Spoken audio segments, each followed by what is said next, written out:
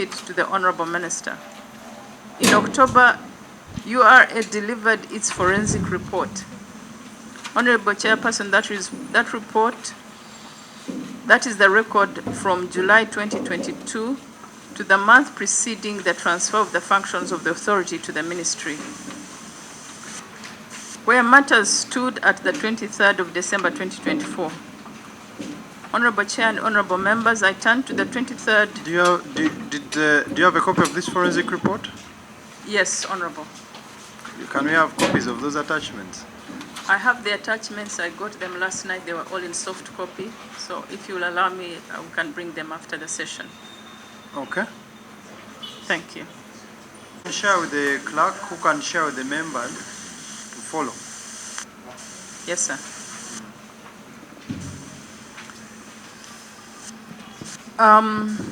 Members, I turn to the 23rd of December 2024, the date upon which the functions of the authority passed to the ministry. A number of the matters I've described were open on that date and had not been concluded. Honorable Chairperson and honorable members, two matters in closing. First, there are matters before this committee which arose after December 2024, the extension, the change of operator, and the certificates and arrears of 2025. Those records passed to the ministry with the road, and the Honorable Minister and the team will provide response. Secondly, there are documents to which I have referred in this brief, which I no longer hold for the same reason. However, I did write to the acting PS, and she provided many of those documents which are on the soft copy that I'll be sharing. A few are not there, but we've agreed with the PS that they will be provided after this. I thank you, Honorable Chair and honorable members. I don't have much to say. As you realize that this is 2026, and you have heard when this matter came to the ministry. And so we have been relying and depending on the contract manager, because we had not changed the contract manager. So I will stick to what the contract manager provided, and the PS, Minister of Works, may add, because as a minister, we don't run contracts. We don't sign contracts, we don't run contracts. Ours is only policy and political oversight. So we don't go into the nitty-gritties of running a contract. Every contract has a contract manager, and the contract manager is given that responsibility, except where the contract manager raises issues which require the intervention of the minister, then that's when the minister can come in. But as you realize that this project, first of all, by the time it became, we never had a tolling policy. So the first thing was to get a tolling policy, which Parliament passed in 2018, and that's when the entry now into tolling came. And of course, as already explained, it is different from what happened with Kenya. Kenya with the CRBC, for them they did a PPP, public-private partnership, and the company recoups its money. In this case, it was, in our case, it was design, build, and transfer, which was different, and which, of course, as already highlighted by the executive director, the processes were done to contract the right person to operate. I, for one, in this case where they have the provision within the contract, the EGIS, the novation, and the novation was authorized by the Attorney General, because the process again was pursued to get the novation done, and the Attorney General approved the novation. And also, given that this is a local company, and we have been fighting for enabling local companies to build capacity, I would have no problems having a local company to run the tolling. Yes, there may be lessons learned which we need to learn out of all this, But again, that's part of the growth, because others, we could not have known even some of the challenges if we had not picked on the challenge. So for me, I support the local company, and if there are issues which needs to be corrected to enable the local company to replace Aegis, which is a French company, I would be home and dry to have a local company running the contract. Of course, there's need to improve on the technology, as the modern technology goes. We have been, one of the things we did was to bring our ICT gurus on board to say, can you look at this technology and recommend which is the best way to go to improve on the services. And that's where they were examining the use of GAIN SS, which the Ministry of ICT was helping us to come up with. So, Honorable Chair, I would rather stick to the presentation as done by the contract manager and the additional information as provided by the executive director who had the project under her armpit, and I think she has provided very good information. Thank you. Honorable Minister, do you wish to say something, or? And Chairman, I am here by an invitation which I received yesterday, and it said there would be issues particularly that I should respond to, but unfortunately those issues were not attached. So I wrote back to you, Chair, saying if there are any issues, please do share them that were meant for my attention. But let me state this for the record. I have been supervised by many people in my life, and the lady that sits before you, ladies and gentlemen, honorable members of this august house, is one of the best champions this country has. And you will see very well from what she has presented that the performance of the contract was never left without test. I was responsible for that matrix after it was audited to make sure compliance happened. And we went through the matrix, which is exactly what she has presented. So, Chair, even if you were to ask me for anything, I would not state anything beyond what is here.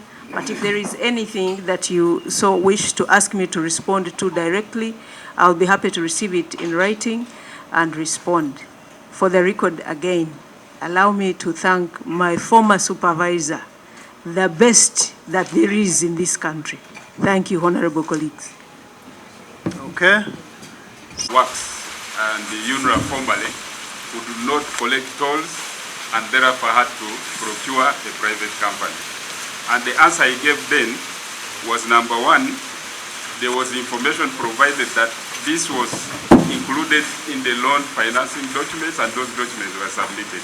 But number two, as an addition, I did mention that even if those conditions were not there, we could not do this work as Ministry of Works, because the ministry, which was UNRA by then, did not have a tolling system. That was the background in which, that was the way I answered it, if I can recall very well, Chair. And you told us the cost. Now, I said I could not confirm, but the cost for the tolling system, based on records, was in the tune of about 5 billion, which you can confirm from the documents which are submitted to the committee, which includes the design. What you submitted versus what we have established. This is the question. Yes, that's what I'm saying, that the amount which can be confirmed from the records, I think, is in the range of about 5 billion. Where did you derive this figure? I cannot recall, Chair, how the market assessment was done, but we can check records and then we can avail the committee this thing. Because we have looked at even the best tolling systems in the world. They are the top 10. So we're asking, and even the costs. But we are specifically interested in that invoice because that's the one they are using. But I don't think they're using anyway, policies. Yes. I'm trying to, where engineer one got And I think that's where they misled the then ED, our good farmer now, that on page 7, she said the sum was 5.8 billion. So these people had already made the web bridge and those, it was amounting to 5.7. So one was consistent with the documentation they had presented. So the 5.7, if you can see members, on before the first paragraph. Yeah. Yes, but you see, if that's what they are, we're asking them what was the name of that system, because all the systems are here. There was a procurement which was rolled out, and there were requirements for a system that would do toll. And bidders responded, and we explained last time, I think there were about 9 bidders, and the bidders which came through the procurement process, as explained by the former executive director, is the one who proposed the toll system, and it came with a price of 5 billion. Chair. Please, please. Chair. The bidders are not the ones that determine your price. You first do a market survey that informs the committees even before. For example, if we are going to rent this building, we first do a market survey of the buildings around. So we're asking you, where did you derive 5.7 billion for a system? That's what I'm saying, Chair, that now I don't have that information, but we can dig it out, the market assessment report from the procurement file. Because currently, I didn't carry that information, but I believe that is available in the procurement file. Chair, sorry. Madam ED, by then, the electronic things. Through Chair. The project was run after of road maintenance. They were the supervisors of the project. I mean, you can be, but the technical person which director was giving information on this electronic web bridge and the, was it what? Chair, Before you went to the advert. My colleague? She is requesting, please, we want information.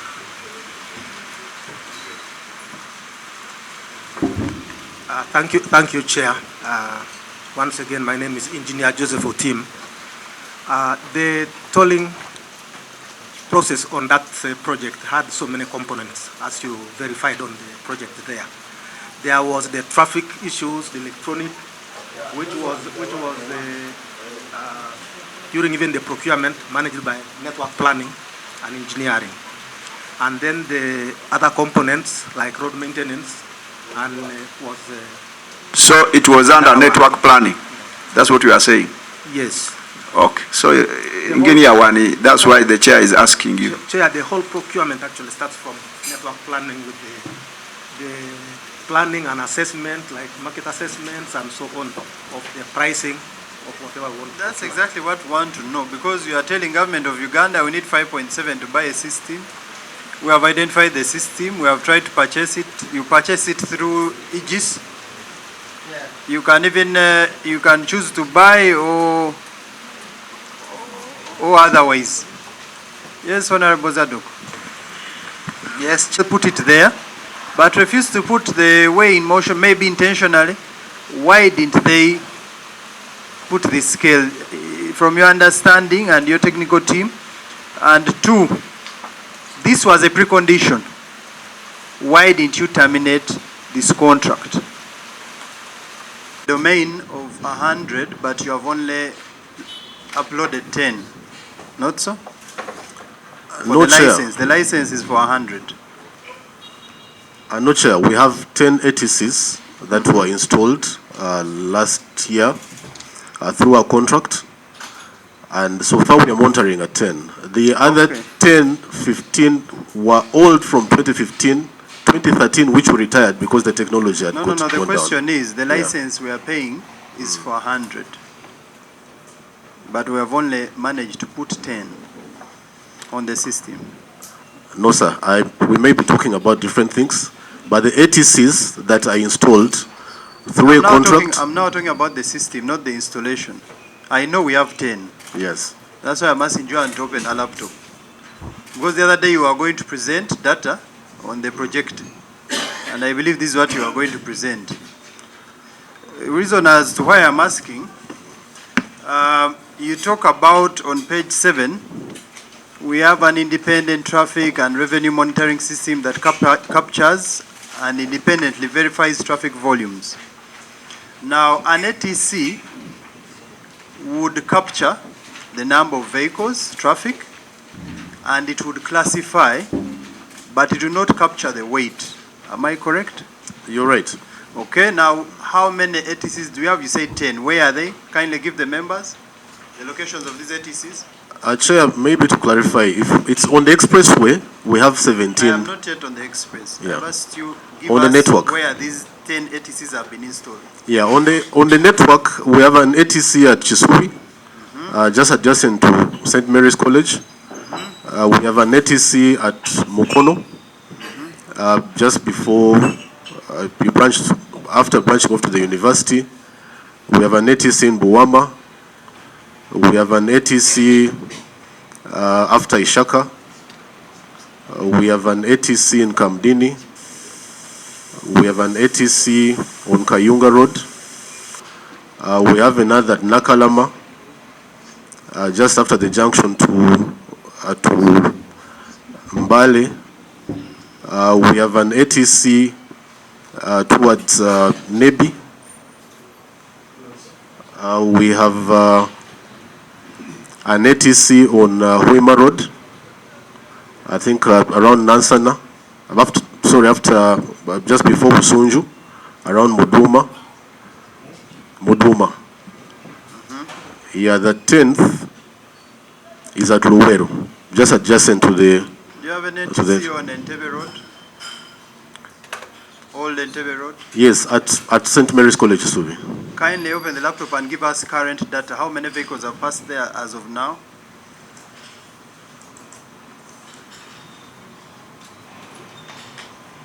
Actually, I didn't carry a laptop, but if you give me a few minutes, I can give you the report. The latest report download from the time it started up to the end of July. I'm talking about real time data. For the 10 ATCs, yes. Okay. Yeah. So the ATCs, how much do they cost?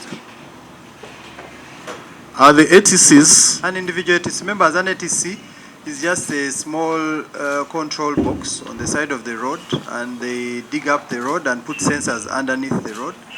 So it's not very complicated. So how much does each cost? We installed the 10 ATCs at a total contract of... I'm talking about an individual ATC. Yeah, it's about... Okay, you can... Yeah, that's what I'm saying. It's we installed the 10 ATCs at 2.1 billion. It means an ATC would cost about 210. 210 million. Yeah. Okay. So now you can inform this committee of the current, if you had your laptop. That's why I wanted to verify your data. If you had your laptop, you'd be able to tell these members right now the number of vehicles that are on Entebbe Road since morning. You'd be able to tell the members the number of vehicles that have passed through Mukono. You'd be able to tell members vehicles that have passed through Buama, but you'd not be able to tell members the vehicles that passed on the Entebbe Express. Chair. Honorable Chair, how long does this take to get your laptop? It's okay, we are getting there. I could call my colleague to... You can send someone for it, but in the meantime, yeah. First, because they are lead questions and they are going somewhere. Chair, on MS in its state, and we try and test and see what it does. We have been monitoring that ITMS on a daily, and that's why we've been doing daily reconciliations. In fact, we went and employed a team of young engineers who sit at Kajansi, and that is their primary work. And so the ATMS... When did you come in? I came in July last year. Okay. Yeah. So that the question is simple. Can you tell us the real-time data that has gone through Entebbe Express since morning? Yes, if you give us a chance, we can display it right now. We open and we see. Because I know that domain and that Entebbe Express is not on your system? Chair, the ITMS is not on the system of the national network because that is a project and the technology on the ITMS is different from the ATCs that we use. It would be impossible for you to have 3 because we are paying a lot of money for 10. For you to spend money to host only 3. But anyway, you get your laptop and show us. Now, the question I am asking you is simple. You managed to install these cheap systems that cost 210 million, the ATC, automatic traffic counter, on Entebbe, Old Entebbe Road, where we don't have a lot of interest, as much interest as we have on the express. And that is a simple system. Okay, now let's go to the weighing scale. Because of the presentation by the minister, by the former ED UNRA has confirmed something. The static scale that is at those 3 toll stations can only work if you have the weigh in motion scale. Otherwise, you'd have to use your eyes speculating. This vehicle, okay, now you go to the other scale. Whereas the weigh in motion, the vehicle would pass, and automatically the weigh in motion should be able to determine the class, the weight, without stopping any car. But you people installed only the static scale and refused to install the weigh in motion scale so that we don't audit. Because the purpose of the weigh in motion scale is to leave a trail. If we had the weigh in motion scale on those tolls, we'd be able to open the laptop and know, just like you have seen, because the weigh in motion scale is an advanced version of the ATC.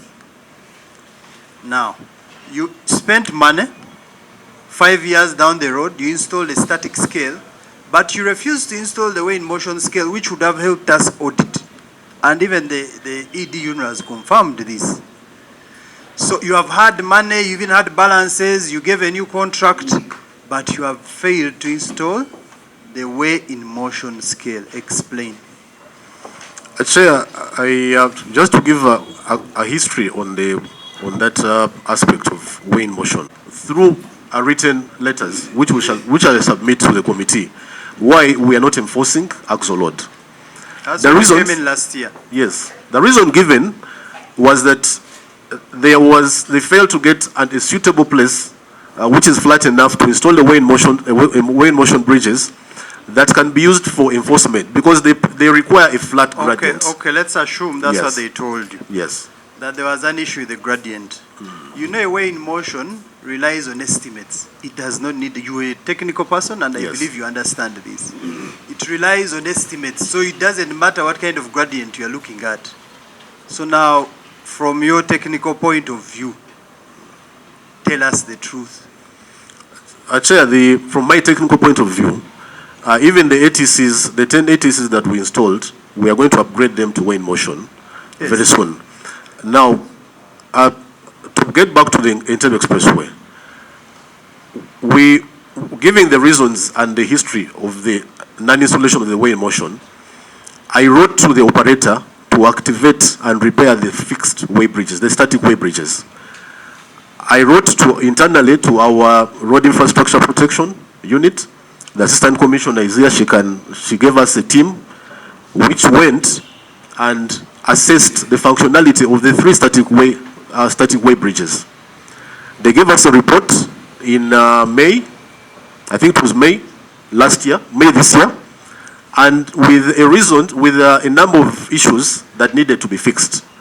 Now, our plan was to get spares with some cost implication to activate at least one of the static weigh bridges, and that is Busega. Because the weigh in motion challenges as littered. You know, I'm sorry to keep interjecting. We have lost 5 years.